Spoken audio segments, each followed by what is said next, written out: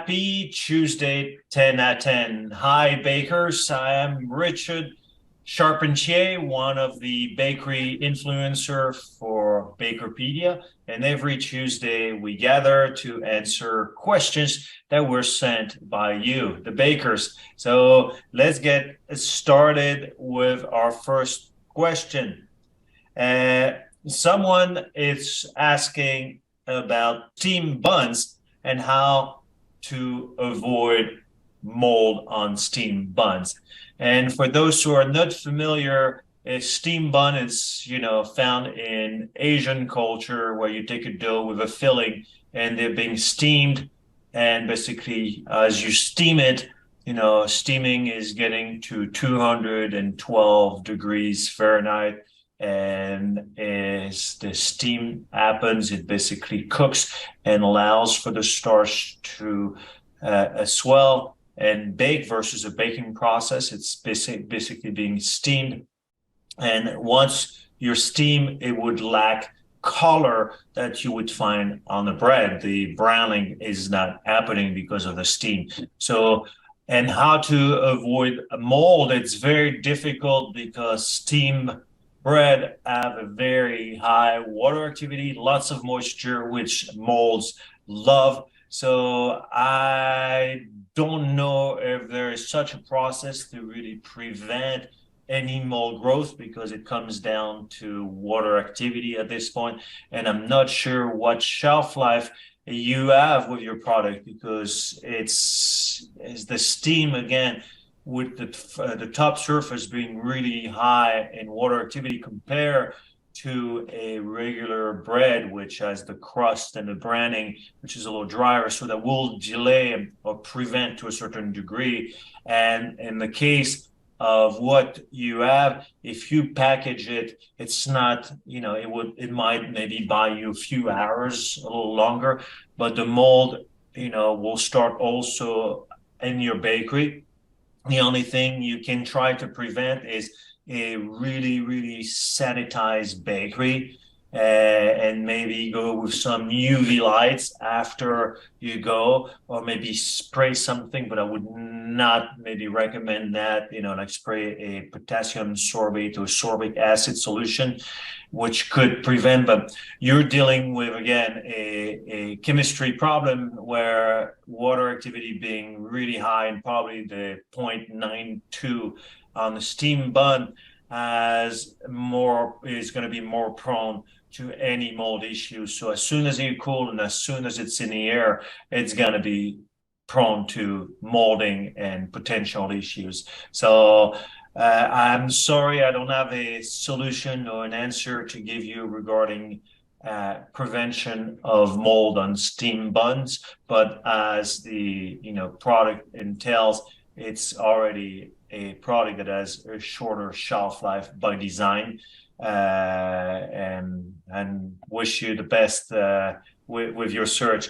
Now, for a second question, someone is having problem with the bread. They said after baking it should rise, but it is not.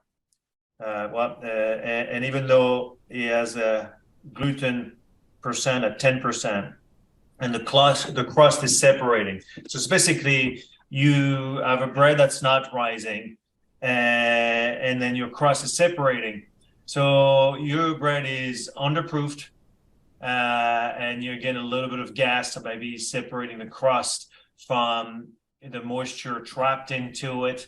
I would want to check my yeast, and is your yeast viable?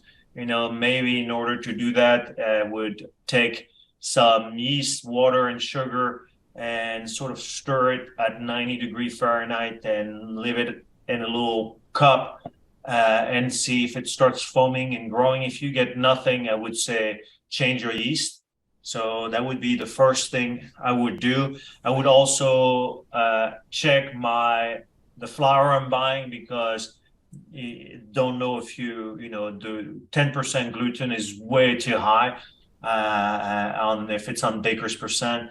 It's a really huge amount, and it seems also you're underhydrated because you're not compensating for the extra gluten you're adding in. Remember, the protein will need the water. So how do you compensate for it? And with the little information you're giving me, there's not much I can give you in terms of, and because I don't have the formula or nor the description of your process.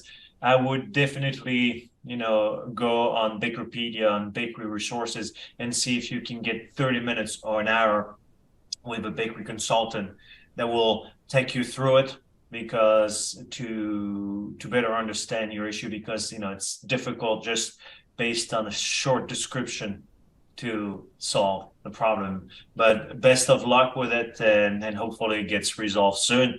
And now for our last question, is someone is asking for the best way to make a spelt sourdough bread, and they do grind their own flour.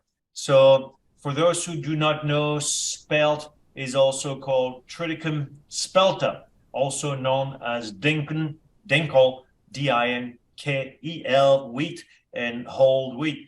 It's been cultivated since approximately 5,000 BC, so it's a very old native wheat compared to modern wheat, which has been, it's an hybrid, and they've been modified to, not genetically, but they're hybrid wheats, so they have shorter roots, and they're dwarf wheat varieties, so they grow more. But when we go back to spelt, in order to make your sourdough better, it's difficult due to the fact spelt not being a mass crop. It's more difficult to grow. You'll see more variation within the quality.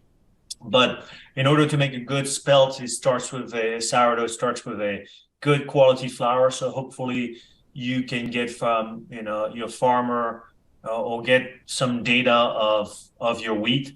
And if you grind your wheat yourself, one issue with grinding your wheat yourself is, as you're grinding, are you transferring a lot of heat within your flour? So that could be a problem too, because baking, as we look for falling number, is there proper amount of enzymatic activities. So maybe you don't have enough, and maybe you have too much.